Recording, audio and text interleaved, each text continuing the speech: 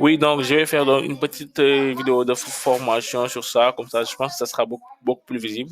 Donc là, on va se rendre dans l'agenda, emploi du temps.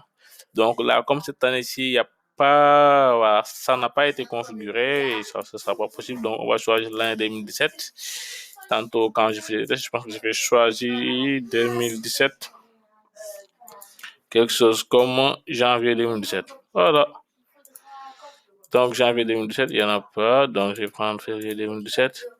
Avec cette année-ci. Donc, je vais prendre donc, l'année 2016.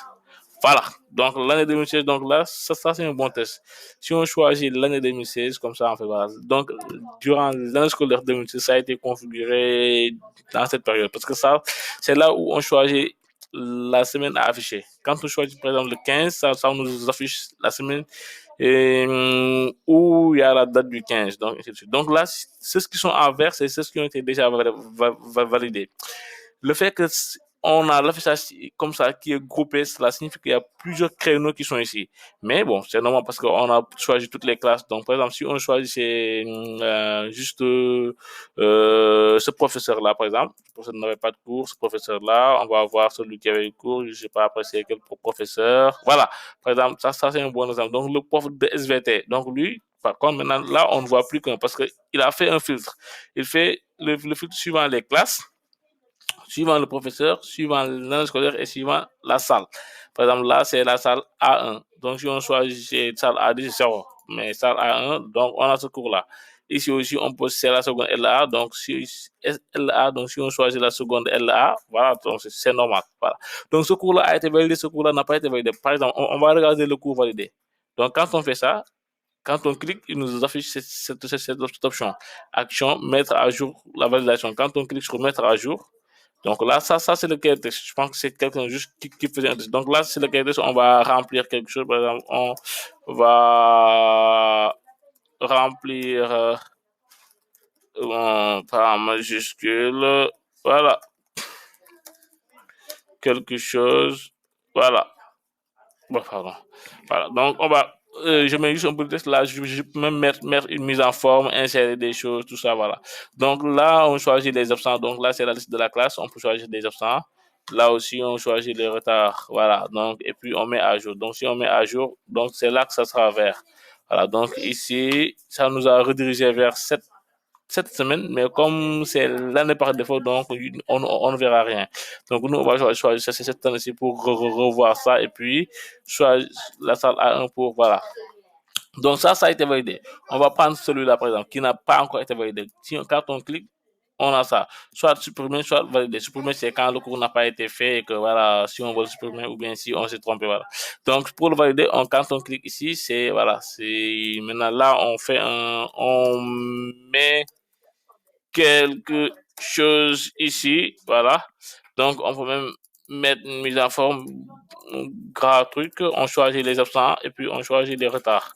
Voilà, donc, et on valide. Donc là, on va voir, quand on va choisir encore ça, on va voir que la salle A1, on va voir que maintenant ce cours-là est validé, ainsi de suite. Donc, c'est comme ça que se gère le quai de texte. Voilà, après, derrière, on pourra maintenant extraire tout le quai de texte par classe, tout ça. Je pense que ça, j'avais commencé à faire ça, mais bon, ça, c'est quelque chose qu'on pourra rajouter. Voilà, donc là, on peut afficher l'emploi du temps par mois, surtout le mois, par semaine. C'est comme l'agenda de Google hein, par jour et puis mon planning. Et là, je me suis connecté en tant qu'admin. C'est normal. Toi aussi, tu vas voir ça. Mais les professeurs, eux, ils vont voir que ce filtre-là sera réduit. Donc, les professeurs ne vont voir que les classes qui les concernent. Les surveillants, voilà, eux, ils pourront aussi avoir un niveau d'accès global. Les élèves, eux, ne verront que leur classe. Mais je pense que même les élèves peuvent voir les autres classes, hein, je pense bien. Mais bon, eux, ils n'ont pas accès aussi au cahier de texte, ni, voilà, ni tout ça, voilà. Donc, c'est à peu près comme ça, hein. Voilà, si peut-être la vidéo est assez claire, oui, sinon aussi, on pourra faire d'autres exemples. Mais c'est assez simple, en fait. Après, peut-être ce qu'on va...